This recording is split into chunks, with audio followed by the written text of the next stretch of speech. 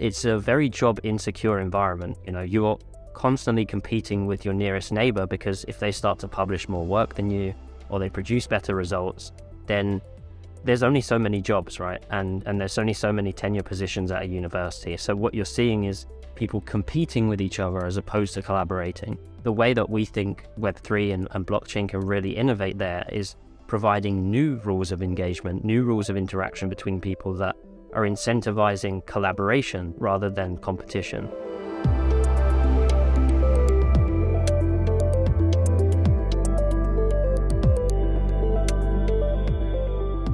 Hey guys, welcome to another new episode of the DeSci Podcast. I'm very lucky to be joined by Albert Annis and Morgan Richards from ValleyDAO today. ValleyDAO is an open global community collectively financing and democratizing the future of synthetic biology technologies to protect the future of our planet. They incubate academic and independent research projects, and they help researchers maximize the impact of their work by taking their research results beyond the bench and into the real world. Today we spoke about synthetic biology, the problem they're tackling, some featured projects they're enabling, and lessons from building in DeSci. Hope you enjoy.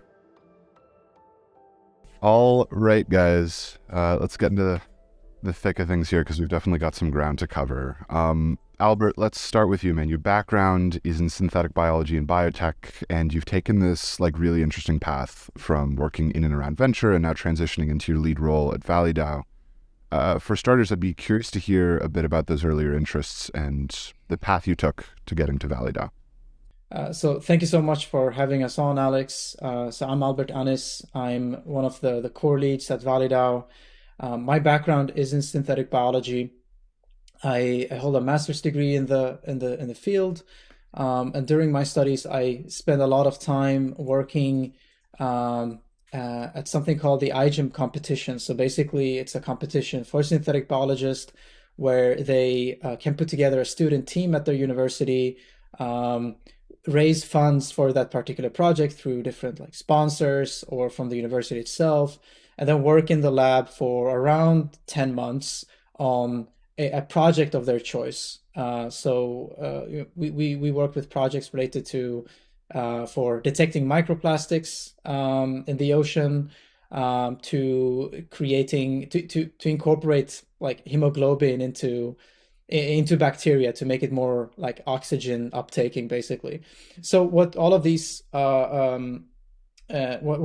student teams end up doing is they go to this competition called the iGEM competition, which is in Boston, where they present their projects, where they compete for different prizes, and it's a really cool competition. You get exposed to a lot of different ways that synthetic biology can be applied to create better outcomes for humans and the planet, particularly in creating novel medicine, therapeutics, diagnostics, but also a wide range of applications in climate and food. So we see teams working on projects that can produce, for example, milk proteins in bacteria that can then be transformed to milk. We see projects, creating bacteria that can detect certain pollutants in soil and pick up those pollutants and convert them into something that is not a pollutant, right? All of my involvement in iGEM basically put me on this journey of synthetic biology is something that I want to really dedicate my life to and spend the most amount of time where I can make an impact. So after graduating, I transitioned into right into the world of ventures, actually. So I actually took on a job at iGEM and help them build out their entrepreneurship program. So a lot of these student teams had potential to become real companies. After all, I mean, they had a team, they had an idea, proof of concept experiment, and some initial data.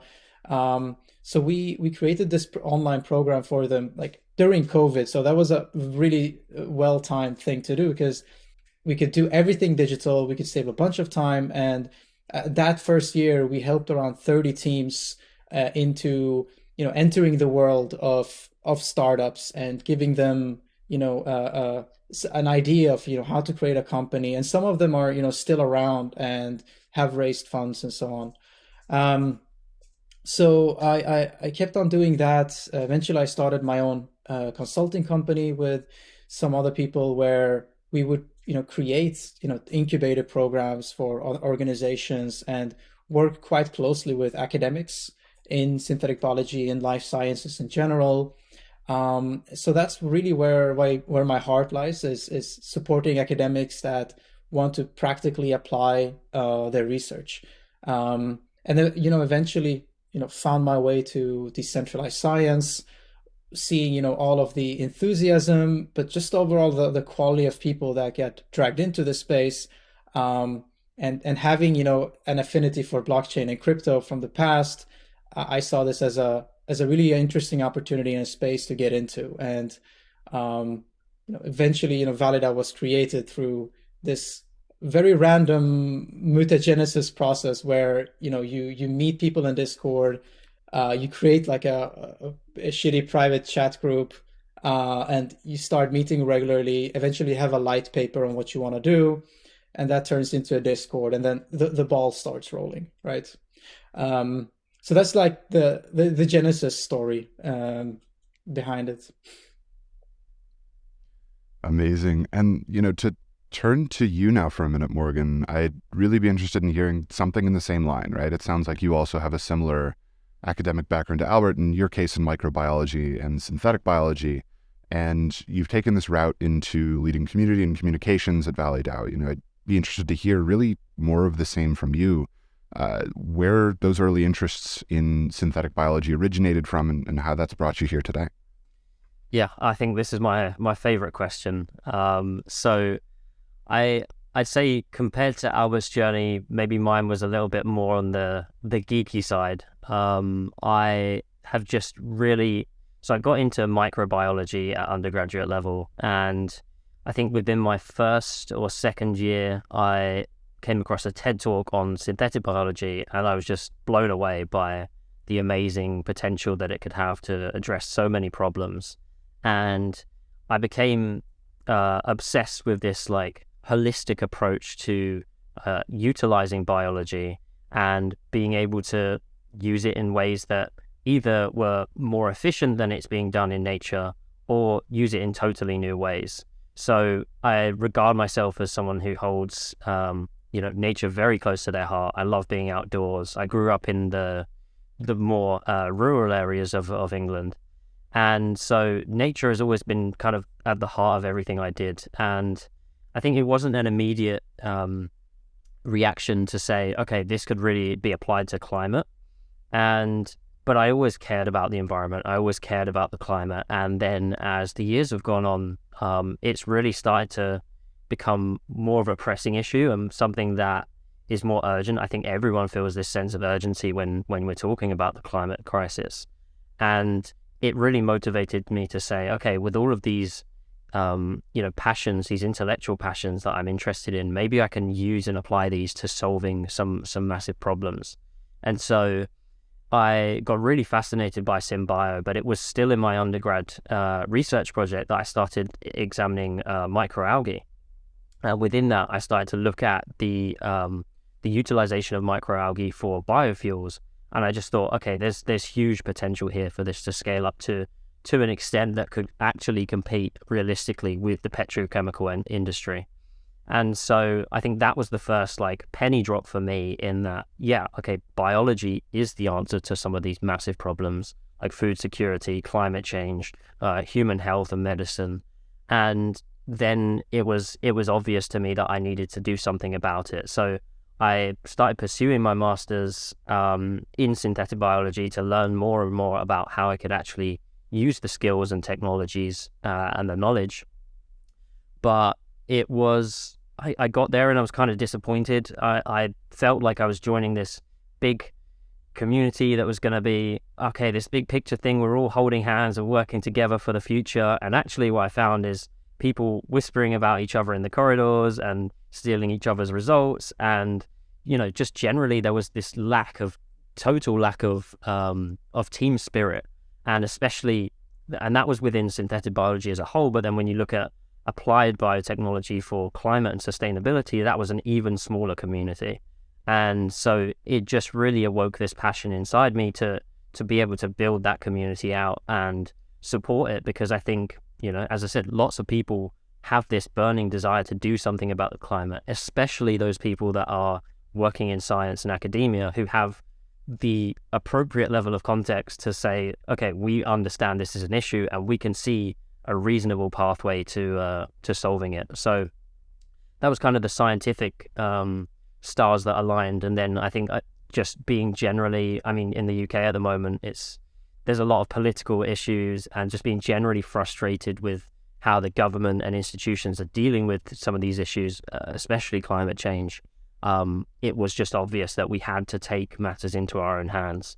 And so I came across DeSci and Web3 and thought, okay, this is something really cool, and started developing my own plan to build a SynBio DAO. And lo and behold, I was introduced to Albert, who had already been doing a lot of the legwork. So I came in a bit later stage, but it was kind of obvious that I had to be a part of the journey, and I've been fully aligned with the vision ever since.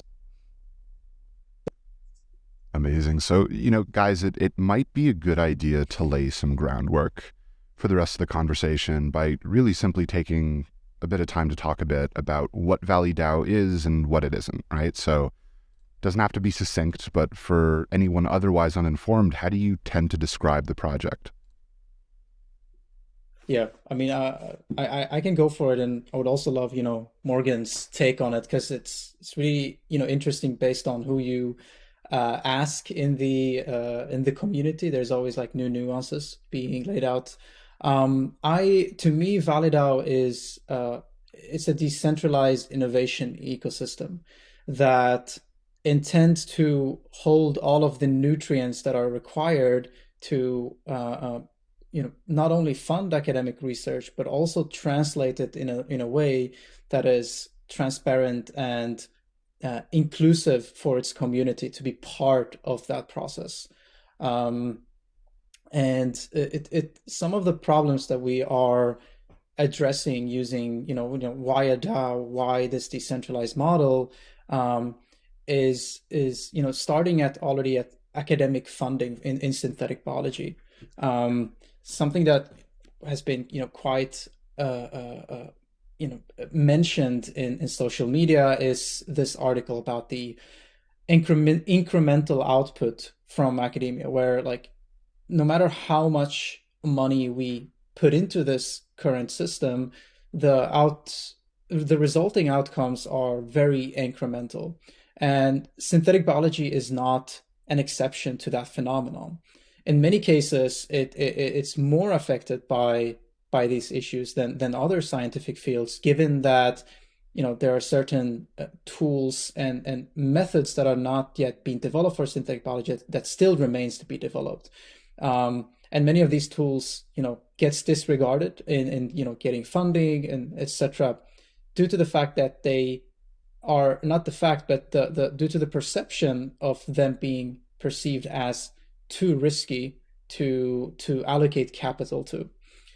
So one of the things that we want to address is, finding those really high impact projects without, coming in with certain biases about the academics, credentials and that whole system, but actually looking at the project from an objective point of view, and then also to leverage this community that we're building, in finding experts that can do really thorough due diligence on certain projects, to enable us to capture this collective intelligence approach in finding the best projects, allocate capital to them, and then create some sort of runway in additional funding, in additional resources, expertise, advisors, commercial partners that can help them basically bridge things out of university into the real world. And of course, around all of this thing is this community that is being built out that have a direct say in the direction of the organization. That's a really interesting concept that the blockchain and Web3 and DAOs are introducing. And to me, it's a really interesting, it's really interesting to apply it in the context of research, which is a very, it's an area that is very tied to knowledge, particularly human knowledge and know-how and previous experience. But bringing all of that into kind of like the same room in the same ecosystem, while simultaneously giving people the right to have a say in the direction, I think that can create some really interesting network effects and really support the academic community in synthetic biology. Got it. I think as we start to dig in here a little bit, why don't we give the same kind of ground up treatment to synthetic biology itself, right? So how do you explain it to people? And I'd say ultimately, why does the focus on synthetic bio make the most sense for what you guys are tackling? So to me, synthetic biology, or to many people, I guess, synthetic biology is a particular subset of like biology and biotechnology that is focused on developing the tools and techniques that we need to better engineer biology. And it's this real crossover between, I guess, three very heavy quantitative and qualitative disciplines, I guess. So you have biology, which is inherently noisy and stochastic, and it's difficult to control. And then you have this intersection between computation and biology, and how we can use that to simulate the biological processes and better predict outcomes in our experiments, which saves time and money. But then there's also the component of developing tools and techniques in the same fashion that engineers have built, like threads on a screw, for example. They standardize these things so that you could rapidly innovate. There's no constructive benefit in having 1,000 different types of screw thread if all you really want to do is build like a table, for example. It just makes the whole process take much longer. And that is something historically we've seen throughout biology, is that anytime someone wanted to do something with genetic modification, it was very bespoke. It was very like having to be done from the very first principles. And what I see SynBio as doing is really developing a toolbox that enables us to just be creative with biology and start to focus on the big problems, as opposed to, okay, how do I increase my yield by 15% to get these certain outcomes? It's more like, okay, how can I use these collection of organisms to do this crazy like macro tasks that ultimately are going to provide for humans and society, but also clean up a lot of the damage that's being done to the environment as well. So we look at some of the particular applications. For example, bioremediation is really focused on, toxic chemicals that are in our soils, our oceans. How can we use biology to accumulate these toxins from the environment and clean them up and then separate them out? And then potentially even, how do we convert those into something useful? And the same thing being done in terms of carbon capture and storage, is taking this dangerous chemical from the atmosphere and doing something useful with it. And when you look at biology and you look at life, it's all, for those of you that don't know, everything is carbon based, right? That is the building block of life.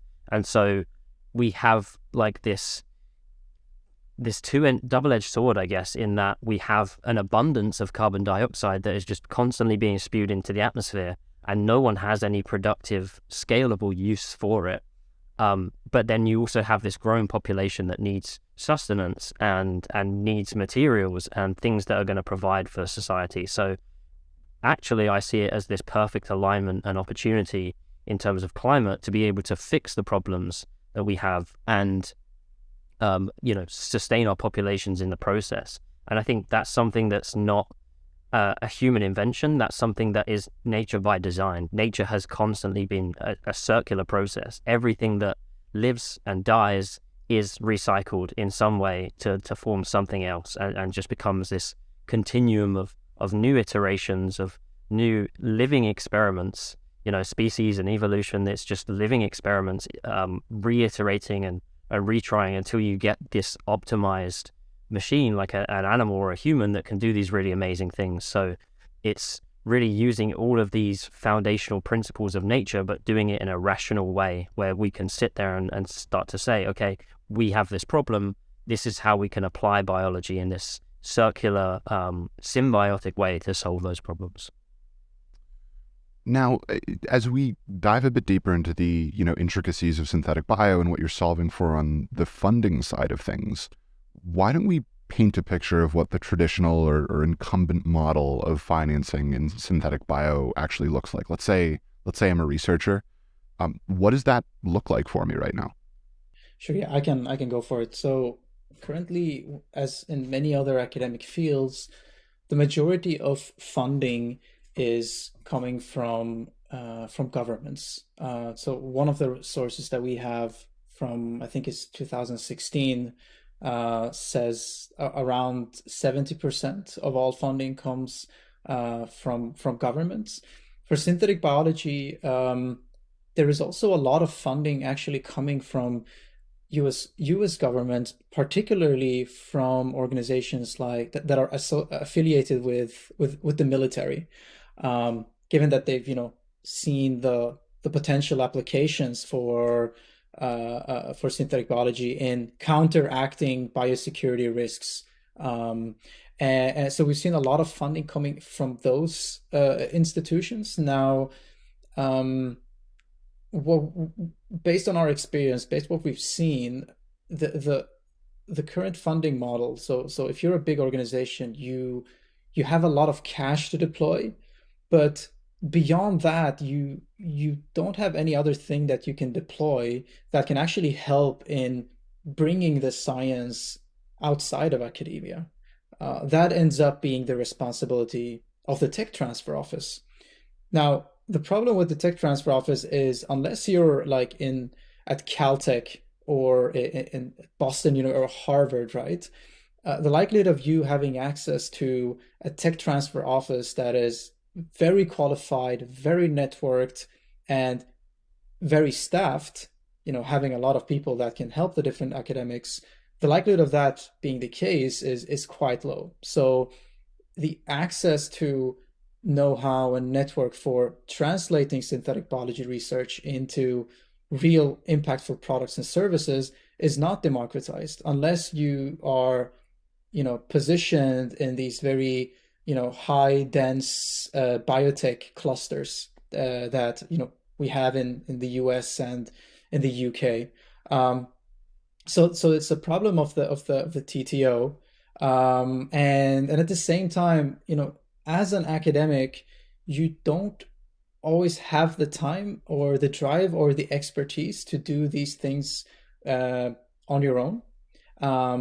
So that can be, another obstacle, another like barrier to entry, where the research ends up kind of like in the so-called valley of death.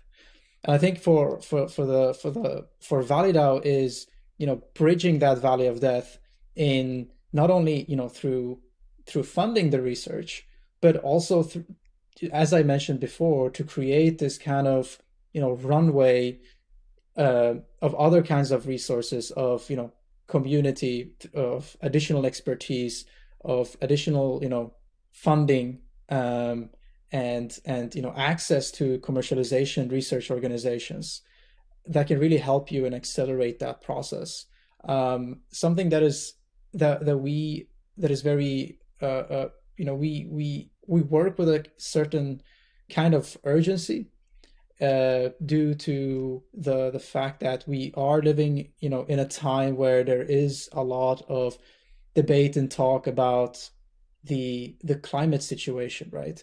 And some people don't think it's a problem, some others really think it's a problem. The thing is, I think it's too risky to not take this thing seriously, because we might end up in a world where many of the species are extinct, and everything is connected. So one species goes out, the other one goes out, and eventually the third thing goes out, and you get this knock-on effect that ultimately comes back to the human. So we work with this immediacy and this urgency, and we do that through synthetic biology by accelerating the pace of how fast we can get these innovations out into the real world to where they can have a real impact. Got it. I mean, to turn our attention back to that broader mission for a moment, I'd love to dive a bit deeper into the climate side of things. As you were sort of mentioning, we've kind of established that synthetic biology has this really incredible ability to, sustainably manufacture things like animal-free meat, things like nutrients, clothes, fuels, fertilizers, medicine. What are some of the highest impact areas you guys are focused on right now? And how do you think about sustainably scaling these kinds of solutions? Yeah, so it's a great question and a very difficult one to answer actually. So I'll start from where we see the huge opportunities, and I think for ValleyDAO in particular, it's about developing, as I said, this toolkit that could be used not only to solve symbio problems, but to solve these macro climate and sustainability problems. So in developing tools that essentially act as platforms that we can quickly pivot in much the same way that, for example, mRNA vaccines were pivoted for COVID-19. That is an example of synthetic biology being applied, these platforms being developed in such a way that we can rapidly solve big problems and start to apply them in different areas. So we've seen living evidence of how quickly that can be deployed and how effective that has been in tackling such a widespread issue, and one that faced every single human on the planet, no matter where you were. And climate is not exclusive to health. Climate is very much one of those problems too. So I see huge potential in developing these platforms, and just to kind of highlight one of our flagship projects with Rodrigo and Imperial College London is that they're focused on developing these strains and these metabolic pathways that enable us to produce customizable microbial lipids. So you might be wondering what relevance lipids have, but they're in absolutely everything, right? They're in cosmetics. We can use them to produce fuels, chemicals, plastics, so materials, but they're also in the food that we eat, and palm oil being a really relevant example of that. So as many people I'm sure know, palm oil is a huge environmental risk because of the deforestation that comes with it. And there's been many efforts to develop sustainable alternatives to that. And we see this as being a platform that could be applied to this particular problem as well. And okay, deforestation is maybe less about climate, but then you can still link it back and say, well, without these huge areas of rainforest, we're missing these giant carbon sinks that are working with us to decarbonize our atmosphere as well. So I think that's one project we're really interested in. But as I said, it's developing a platform that could be pivoted and tweaked in certain ways to develop different products. So it's not just about producing sustainable palm oil as a single product. It could also be adapted to make certain lipid compositions that are more favorable for producing fuels that can fuel our cars and our machinery, right? And heat our houses. So there's so many downstream potential applications, and I think this is a perfect example of the kinds of projects that ValleyDAO is interested in, and how we think that we can have scalable impact on the climate. And also to add on that, so why this particular project with Rodrigo is really interesting to us is it can solve for some of the upscaling issues that synthetic biology currently have today. And one of those sub issues is so-called downstream processing. So when you want to, extract the product out of these cells, you need to utilize, very complex methods or certain materials that can be very expensive for you to use. So you end up in a very cost inefficient process that you end up having to sell the product for a really high cost, and nobody's going to buy it, and your product is not going to be successful. Now, what this project with Rodrigo is doing is as the cells are producing these lipids in really high quantity, they're also secreting them out into the overall medium. So what this enables is very simple separation of the final product, which can decrease, the total process cost by around 60 to 70%. And there are a lot of companies out there today that are, producing lipids, but just, have a really hard time in cracking the cost efficiency problem. So I think this is a a piece of technology that can be appealing for a lot of these companies that are really, pushing the boundaries of, what some people call precision agriculture. And overall, the impact also that it can have is all of a sudden you can produce palm oil everywhere in the world. You're not limited to certain environmental conditions. You can do this. You can produce the oil, using by just having access to electricity, water, and of course the equipment to do it. But you can do it everywhere. So it also removes the need to ship the products from one facility to the other to the final consumer. So really, biology it has the ability to not decentralize manufacturing and distribute it all over the world, so that we don't have to ship things and spend a bunch of fuel on getting things all over the planet. We can do it locally using locally available feedstocks. Given that biology can live off different kinds of things, you can also use waste as an input product. So converting agricultural waste, for example, that otherwise would have ended up being useless or burnt up, you can convert that into, in this case, lipids that you can use for food applications and fuels and so on. So I'm super excited about that kind of future where everything is locally, produced pretty much using synthetic biology. Got it. No, I appreciate the example there, because honestly, I'd love to learn a bit more about any of the other projects you all are incubating, if you want to highlight any in particular, or even some of the process behind that, because it sounds like there's a pretty impressive spread of subjects. I mean, you mentioned anything from microbially produced oils and fats to software for bioproduction pipelines. I'd love to hear you guys highlight some of this work. Definitely. Yeah. Some other project, the other project that for that one, so there are two types of projects, right? Like one type of project is where we come in at a very early stage where there is not so much data that has been produced. And the focus is more on funding a research project to generate intellectual property that then the DAO can like collectively incubate and turn into a positive outcome.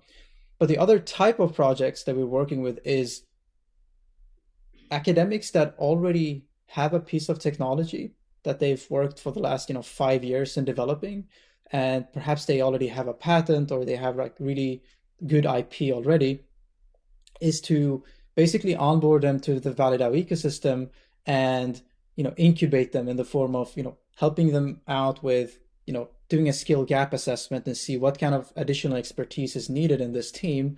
And then we help them in recruiting, let's say, a CEO or a COO or whatever they need, right? And then I'll help them with the initial business development, look at, okay, what can we do with this technology? What is the market for it?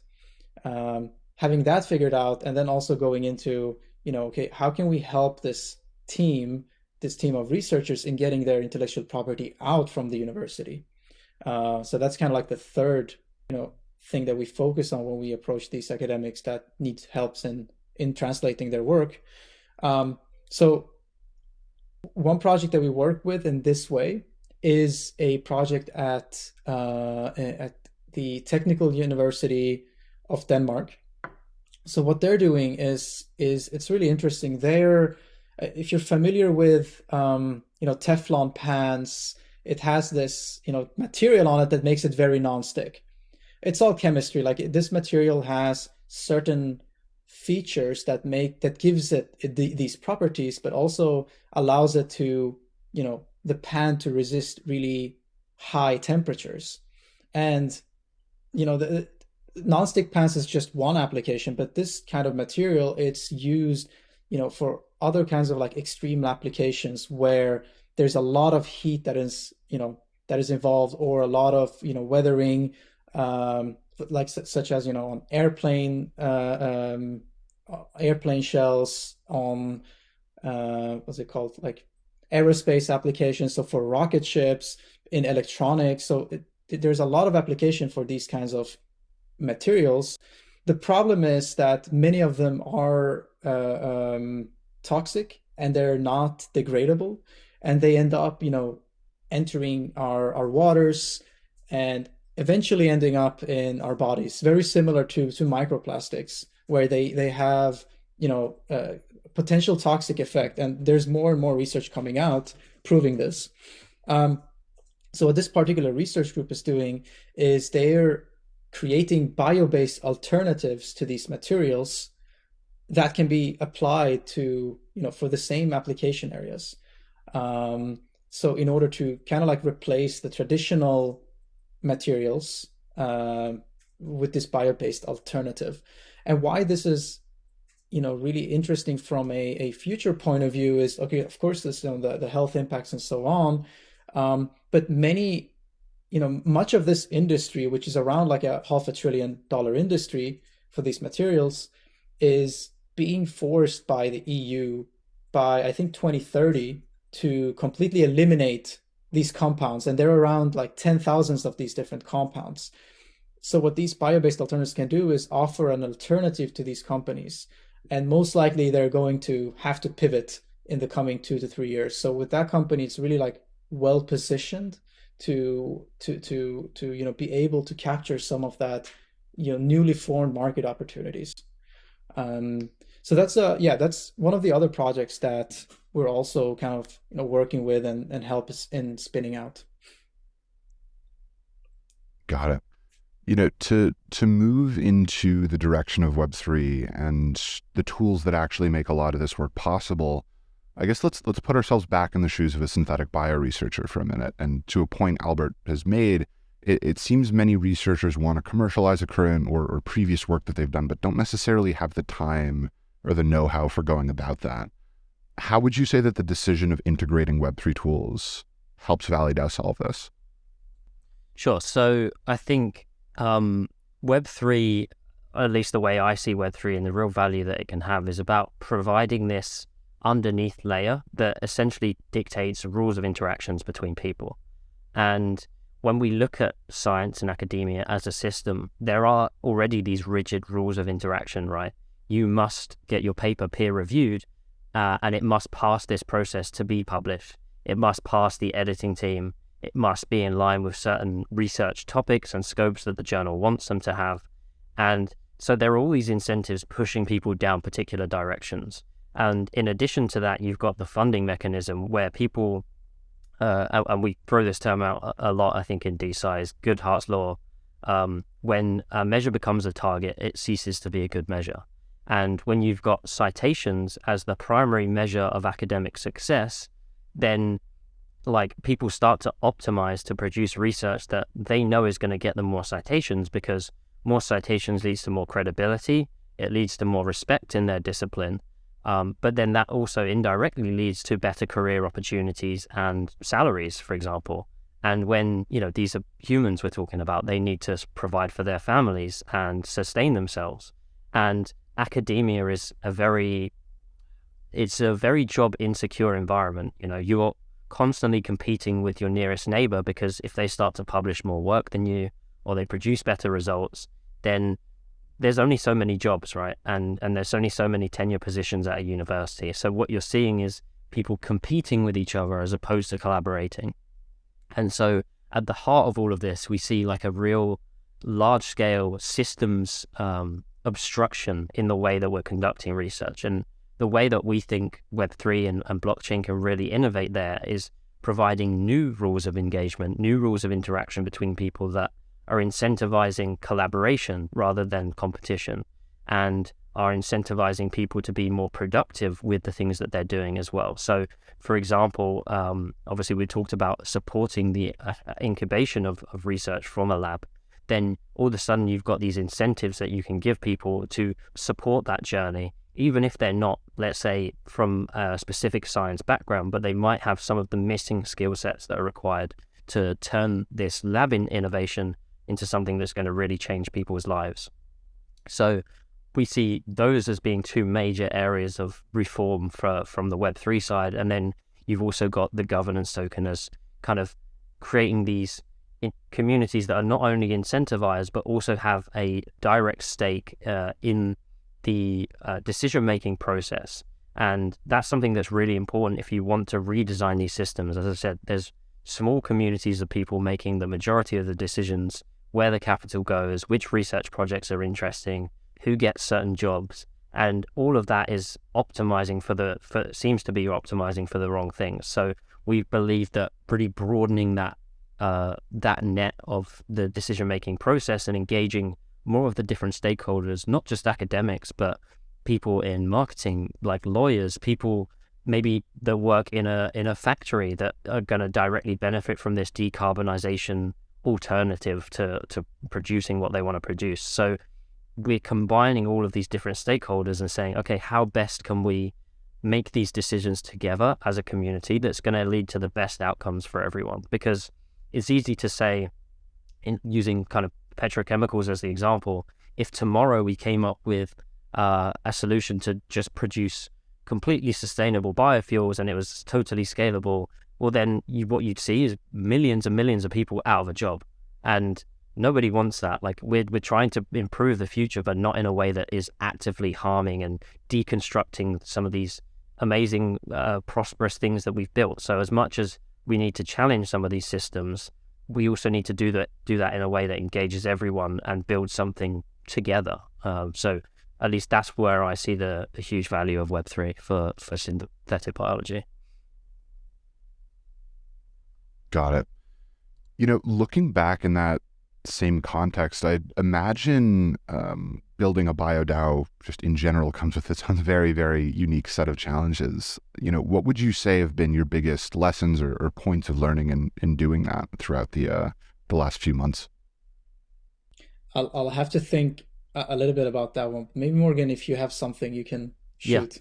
Yeah, sure. So I think for me, the biggest lesson is really breaking down the value proposition that we're giving to people right now. If our core audience or our core customer is the researcher and obviously all of the stakeholders that are involved in the scientific ecosystem, but if those are our core users, if they're our core community, then we really need to drill down how we communicate the value of what we're doing to them. And I think, as being on the community and comms side of things, that's been my primary focus, is how can we show these people and lead them to the same revelations that yourself and Albert and I have all had about blockchain and Web3, but do it in a way that maybe takes less time, maybe doesn't have to explain all of the intricate nuances between smart contracts and all of these things, but really show them that, hey, here's a new model of doing things and here's some proof that it really actually works. And I think that is the biggest challenge, at least from my side. And we can innovate in a closed box as much as we want, but ultimately it comes down to how that's received in the public domain. And if we want to change these systems, then we have to make sure that we onboard the majority, as opposed to it being at the moment, which is for obvious reasons, is a very niche community building for the wider community. But we want it to be the completely other way around, right? So what we're building towards is a wider net and more focused points of interaction and points of innovation, I think. For me, the challenges, I think, has been, as also Morgan said, is getting people to understand what you do. It's a very abstract concept, and sometimes the current ways of explaining things or the current available metaphors that we have just can't really serve the purpose, right? I think it's it has really helped in having deeper conversations with academics and just understanding their problems from not a Web3 hat on or anything like that. I think it's also really important to not see Web3 as the ultimate solution, but more of like a coordination mechanism or a way to create new incentives, and not overthink that we have to explain exactly what an IP NFT is to these people, or we have to explain what a smart contract is and so on. So I think one problem that I was facing is just thinking in these ways, and eventually through various conversations and dialogues with community members, you start having kind of like these paradigm shifts and new ways of understanding how to explain things to somebody that is outside of your bubble, kind of. So yeah, and also like BioDAOs is, as I mentioned before, it's a new concept. It's not well documented. There is sort of like no blueprint, and that's where working together with Bio.xyz has really allowed us to excel and accelerate. How fast we build up our community, our research pipeline, even all the small things like the website, or properly structuring the Discord. So that's been something really helpful, and something that we'd strongly recommend other builders in this space is, if you want like really like professional help by people who've successfully done it in the past, you can strongly recommend Bio.xyz. To touch a little bit more on the community side of things, I'd be interested in hearing how you sort of approached striking this balance, right? Striking this balance between people doing research and work in synthetic biology, and where that intersects with people interested or involved in BioDAOs and the larger ecosystem of decentralized science. And you've sort of spoken a bit about, the messaging and sort of conversion that has to be done. But I'd be curious on the other side of things, if you've been surprised at all about any sort of overlap that tends to exist in the first place. Yeah, so I think the overlap from my perspective comes from the sheer volume of people in the academic ecosystem that are experiencing many of the problems we highlighted today. So it's less of a barrier to communicate the value proposition to them when they're already facing something that actually is quite frustrating and is inhibitive of the impact they're trying to create on the world. So I think for me, in particular, it's focusing on those select people and individuals that are really motivated to produce impact from their work, because not everyone in academia is, and that's absolutely fine. But focusing on those individuals like Rodrigo, for example, who has from day one been focused on how can I commercialize this in such a way that it's going to have a tangible impact on the world. So having those kinds of community members on board is amazing, because not only are they inspiring to themselves, but they're also inspiring to everyone that works with them and has conversations with them. And they want to challenge the system. They want to do something differently because they know that this system is not producing the results that they're working so hard towards. Got it. Guys, to start closing us out here, I'd love to hear, what are some upcoming projects that ValleyDAO has that you think people might want to know about? What's on the horizon for you? Yeah, two things that I'm super excited about are these collaborative reports we've decided to commission. So in addressing lots of the problems that we think DeSci can address, there are obvious disparities in the economic and political environments in different regions around the world. And again, to bring up the fact that climate change is a global issue, then we need to start breaking these individual barriers that exist in these geographic locations and creating this community that is aligned on this mission, regardless of where it's located, and not only being aligned with the mission like at its core, but also being aligned with being aligned financially and with the resources and capacity to be able to address some of these problems. So the first step that we're taking towards that is commissioning 2 reports.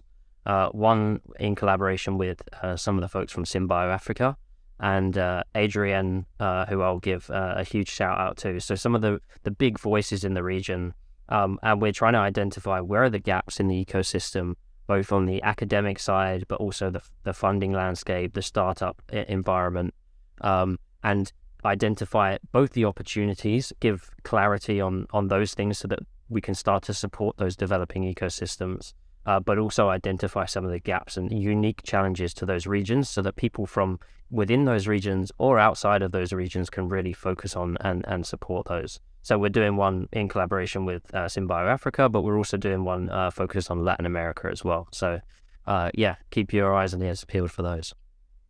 And of course, very exciting. Of course, we have also our research project pipeline, the one that I mentioned before with Imperial College, with Denmark's Technical University. And then we have one more project which is a computational biology project. And all of these research projects, we welcome people to check them out. They're on our website. You can read more about them, and reach out if you want to get involved in some way in one of these particular projects and help out. We're really keen to work with all kinds of people from different disciplines on seeing these projects come to fruition. And to that point, if anybody's interested in getting involved, how can they reach out? Where can they find you? How can they contribute? So it's as easy as go to ValleyDAO.bio, and from there join the Discord or apply as a contributor, and we'll help you get onboarded and get to know you and see where you'd have the most fun time, basically. Fantastic. Guys, I think that's the time we have. This has been wonderful. It's been such a pleasure chatting. I appreciate you making the time. Thank you so much for having us. It was a pleasure. Likewise, Alex. Thanks for listening. If you'd like any information about this podcast and about Molecule, or if you're interested in going deeper into today's topics, feel free to visit Molecule's site, Twitter, or Discord. You can find all the important links in the description and show notes below. Also, if you're a researcher seeking funding, if you want to start working in a biotech DAO or get involved in any way, please visit Molecule's website at molecule.to for more information.